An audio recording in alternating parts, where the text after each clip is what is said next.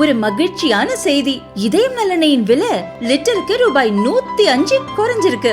September 2023ல 1 litre இதயம் நல்லெண்ணெயின் அதிகபட்ச விலை ரூபாய் 503. ஆனா இப்ப 1 லிட்டர் இதயம் நல்லெண்ணெயின் விலை ரூபாய் 398 மட்டும்தான் தமிழ்நாட்டுல. அப்ப இனிமே எல்லாரும் இதயம் நல்லெண்ணெய் வாங்கலாம் இல்ல? சட்டப்பேரவையிலே காவல்துறையினுடைய மானிய கோரிக்கை விவாதத்தின் போது தமிழகத்தில்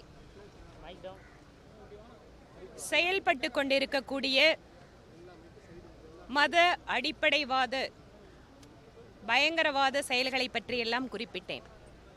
ஆனால் தமிழகத்திலே எதுவுமே இல்லை என்று மறுத்தார்கள்.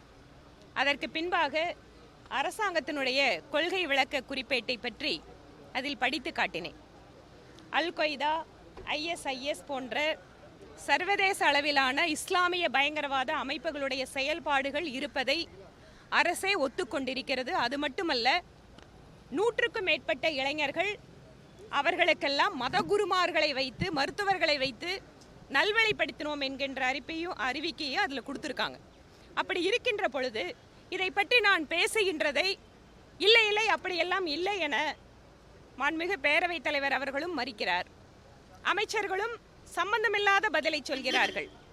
அதற்கு பின்பாக 2022ஆம் வருடம் கோயம்புத்தூரில் நடைபெற்ற கார் வெடிகுண்டு வழக்கை பற்றி பேசினேன்.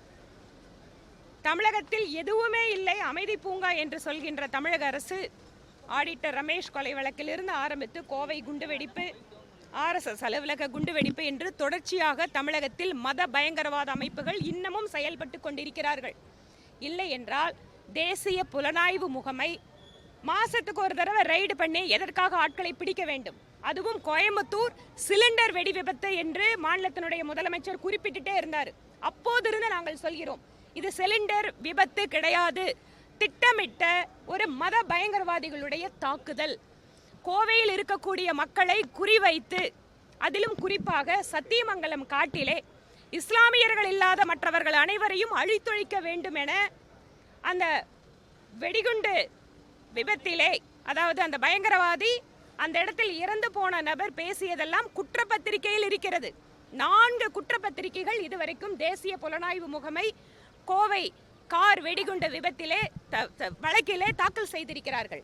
ஆனால் இதை பற்றியெல்லாம் பேசுவதற்கு தமிழக அரசு தயாராக இல்லை. நான் அங்கு குறிப்பிட்டது என்னவென்றால், மத பயங்கரவாதிகளுடைய செயல்கள் தமிழகத்தில் நடைபெற்று கொண்டிருக்கிறது. அரசாங்கம் எச்சரிக்கையாக அதை கையாள வேண்டும். இல்லை என்றால் காஷ்மீரிலே நடைபெற்றதை போல தமிழகத்திலும் குற்ற செயல்கள் நடைபெறுவதற்கு வாய்ப்பு உண்டு என்பதை தெரிவித்திருக்கிறேன். இதனுடைய பிராக்டிக்கலாக இது இருக்கிற விஷயங்களை புரிந்து கொண்டு தமிழக அரசு நடவடிக்கை எடுக்க வேண்டும் என்பதுதான் பிஜேபியினுடைய கோரிக்கை. குற்ற செயல்கள் நடைபெறுகிறது, ஆனால் உடனடியாக நாங்கள் FIR பதிவு செய்கிறோம் என தமிழகத்தினுடைய மரியாதைக்குரிய முதலமைச்சர் நான் பேசும்போது குறிப்பிட்டார். ஆனால் இன்றைக்கு 2 அமைச்சர்கள் அமைச்சரவையில் இல்லை. ஒரு சட்டப்பேரவை கூட்டத்தொடர் நடந்து கொண்டிருக்கும் போதே 2 அமைச்சர்கள் அவர்களுடைய இடங்களிலிருந்து இல்லாமல் போகிறார்கள் என்றால் காரணம் என்ன? ஒரு அமைச்சர் பேசிய பேச்சுக்கு தமிழக காவல்துறை முதல் தகவல் அறிக்கை கூட பதிவு செய்ய மறுக்கிறது. அப்போ உங்க அமைச்சர் பேசினா FIR போட மாட்டீங்களா? இன்று அந்த அமைச்சர் பதவி விலகி இருக்கிறார். அதே போல இன்னொரு அமைச்சர் ஊழல் வழக்கிலே உச்சநீதிமன்றம் தமிழகத்தினுடைய அமைச்சரை பார்த்து உங்களுக்கு ஜாமீன் வேணுமா, அமைச்சர் வேணுமான்னு கேட்டதற்கு பின்பாக அவர் அமைச்சர் பதவியிலிருந்து எடுக்கப்படுகிறார். அப்படின்னா தமிழகத்தினுடைய இன்றைய சூழல் அப்படிங்கிறது இன்று நாம் புரிந்து கொள்ளலாம்.